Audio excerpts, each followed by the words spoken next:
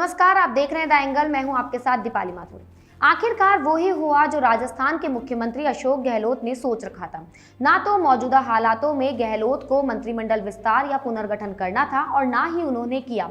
वहीं कहा तो यहां तक जा रहा है कि यदि 1-2 दिन में मंत्रिमंडल विस्तार या पुनर्गठन नहीं किया गया तो ये कार्यक्रम दिवाली के आसपास तक खिंच सकता है। सचिन पायलट की ताज़ा दिल्ली यात्रा के बाद उनके समर्थक पूरी उम्मीद लगाए बैठे थे कि इस दफा उनके पिटारे में अवश्य ही कुछ होगा, लेकिन हर बार की तरह सचिन पायलट का पिटारा पूरी तरह खाली था। जैसे ही पायलट कई दिनों की यात्रा के बाद जयपुर लौटे, उनके समर्थकों के चेहरे खिल उठे।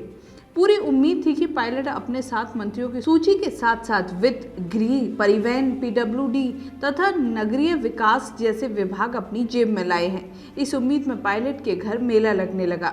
जब पता लगा कि इस दफा भी दिल्ली की खाक छानने के अलावा कुछ हासिल नहीं हुआ तो समर्थक विधायकों का अवसादग्रस्त होना स्वाभाविक था। आलाकमान की अनदेखी से पायलट अब पूरी तरह टूट चुके हैं।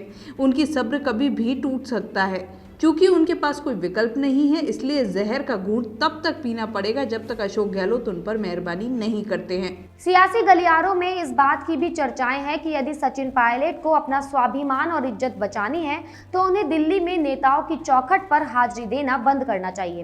पहले सचिन पायलट ने अशोक गहलोत को परेशान किया, वहीं अब बारी गहलोत की है। सचिन पायलट हर बॉल पर क्लीन बोल्ड हो रहे हैं। खुद का ना सही, लेकिन अपने समर्थक विधायकों के भविष्य का सचिन पायलट को ख्याल करना चाहिए।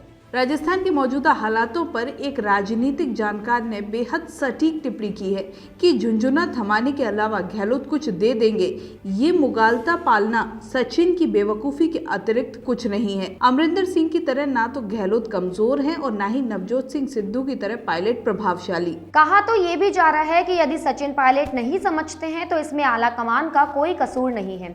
कहावत है कि पागलपन का इलाज है लेकिन बेवकूफ़ी का नहीं। वही सचिन पायलट का भविष्य अंधकारमय दिखाई दे रहा है।